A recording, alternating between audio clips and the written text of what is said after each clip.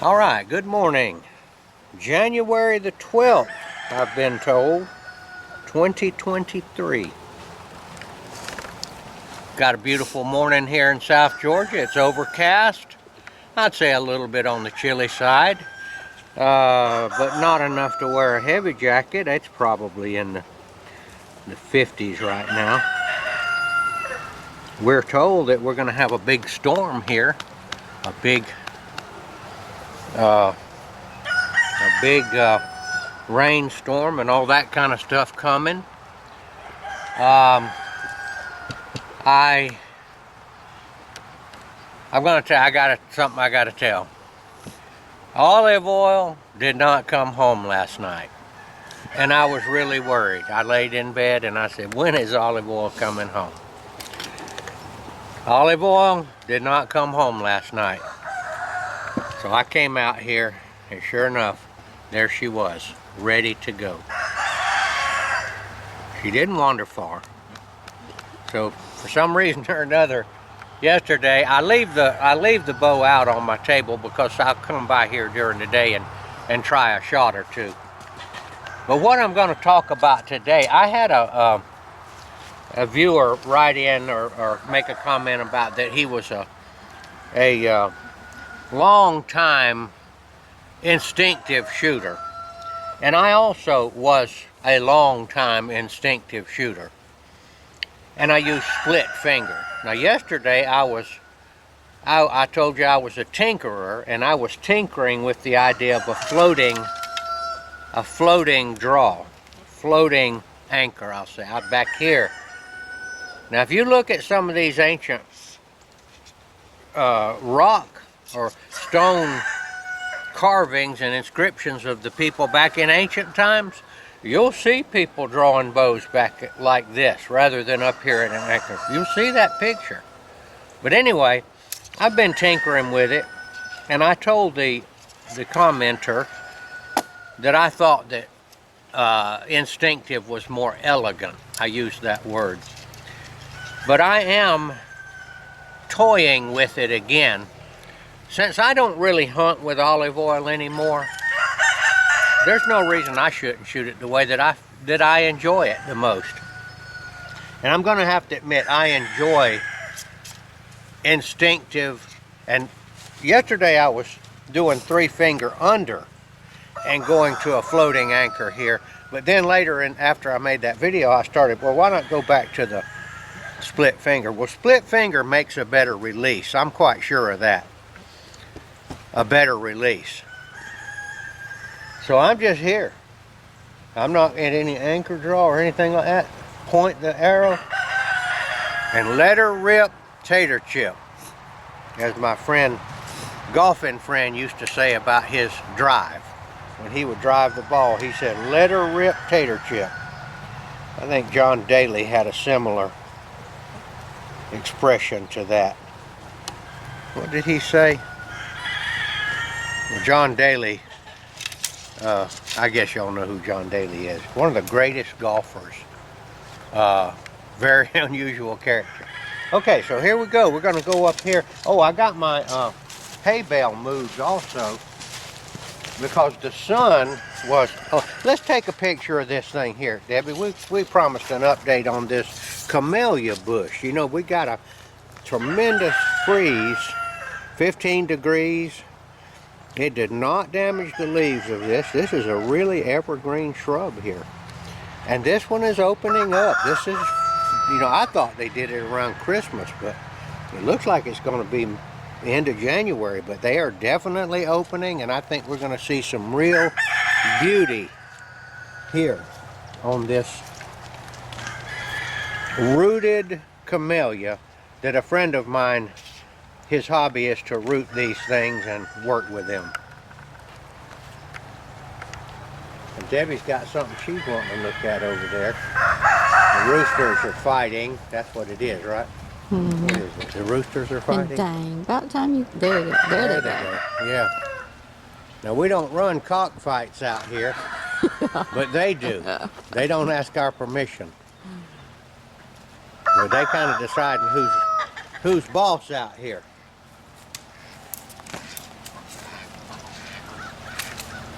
And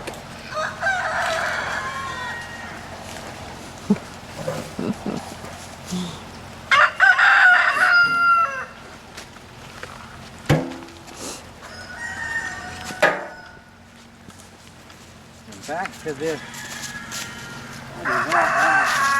This is where I moved my hay bale from. I do not like the clutter here of this right here. Try to get it out of the way. But I don't think I'm going to be able to push this one out of the way here. So we're going to basically stop the camera for just a minute, and Debbie and I will push this out of the way. We'll be back to you in just a minute. Move those treated posts out of the way so we'll have a clear area here to shoot. Now, the floating anchor and the instinctive. I enjoy this. I like the way the arrow flies, and I believe if I shoot it enough that I will eventually be a better archer for doing this. I point, it's just a split finger. I don't have any anchor. Point what I want to hit at, pull, pull, pull. That's a kill. The arrow flies straighter this way also because of the split finger.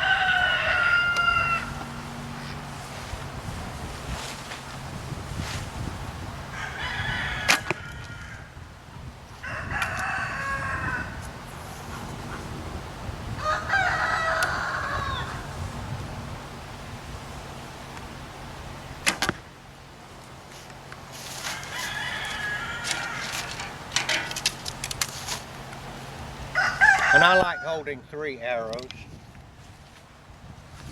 The boys are down at the sawmill right now. Sawmilling.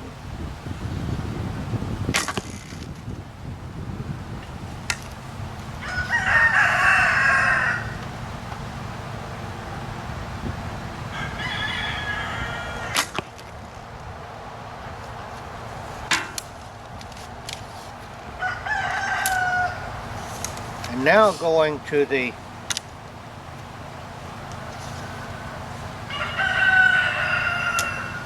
new hay bale position.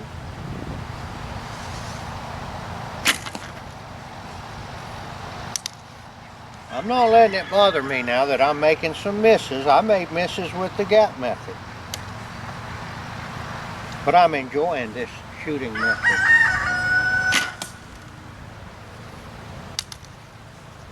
I wouldn't want to be on the receiving end of this. I can tell you that right now.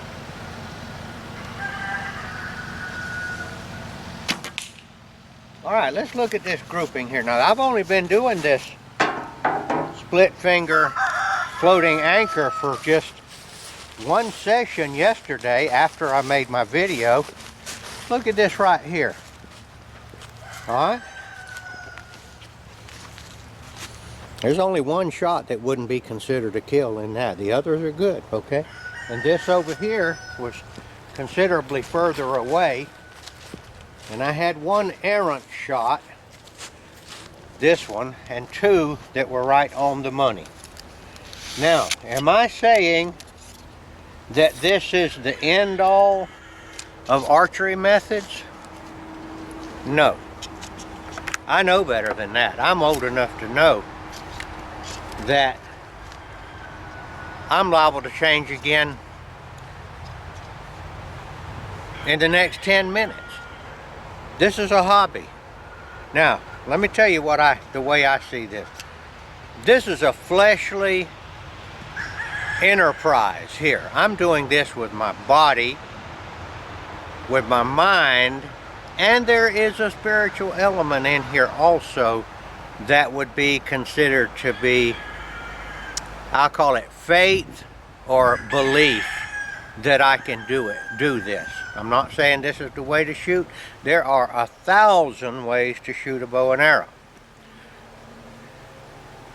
I think you should do the way that makes you, that you enjoy the most. Since this is a hobby, this is not, like I said, I'm not hunting with this longbow that much anymore, because the place where I hunt, I've been using the crossbow because I'd like to get the job done, and crossbow is way more precision.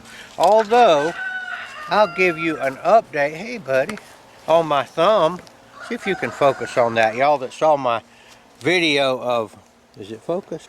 My video of hitting my thumb with the crossbow string, it's coming along nicely.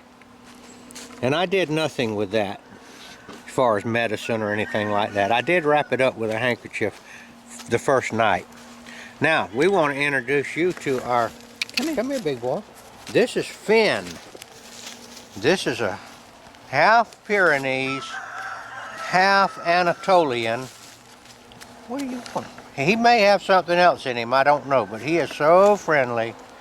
Now these are our guard dogs around here. They get along with all the livestock, and they stay very active at night. They bark and they bark and they bark. They're telling the coyotes out there, of which we have a number of coyotes around here. They're telling the coyotes and the other dogs and predators, hey, you hear this big bark over here? It wouldn't be good for you to come over here. That's what I think they're saying. And they bark and bark and bark. Sometimes we hear almost a fight going on at night if something roams up here. And he really loves attention. Finn, this is my son's dog, kind of, but really they're all the same around here. They don't realize that there's two different families. Finn, I don't know why I came up with the name Finn, but that's a kind of a Scandinavian type sounding name, isn't it? Is this a Scandinavian type dog? Okay. Now, let me get my arrows up, and I'm going to come back to you again, because I do have a method to my madness, and I'm going to try to deliver my spiritual message when I come back. Okay, like I said, this archery business, this is a fleshly enterprise that we do in the flesh. The other dimension is the spiritual dimension. I've gone from split finger on this, I've gone to gap method, 3 under. I did target archery one time where you use a peep sight and a big stabilizer. I've all kinds of archery things, and I've thoroughly enjoyed it. But since I became a believer in Yeshua Jesus, I've never wavered. I have not gone back to another belief. I have not gone over to Hinduism or New Age or anything like that. I've stayed, and I'm going to stay with it. I don't have to try to. I believe it, and it's not going to go anywhere. I'll believe it until I draw that last breath.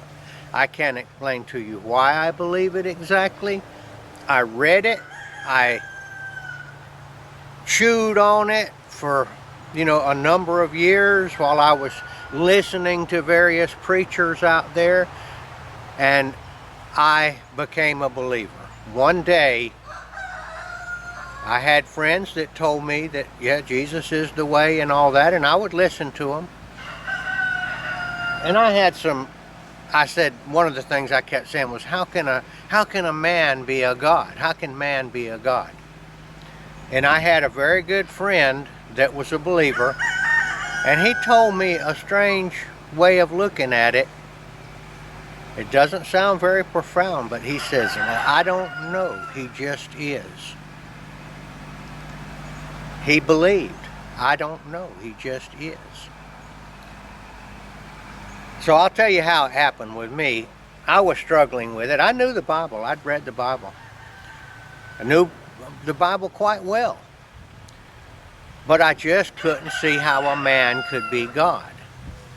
And then somebody said, I heard it on the radio station, that there's a guy named C.S. Lewis that wrote this book called Mere Christianity. This is years ago. So I ran to the bookstore downtown and ordered Mere Christianity.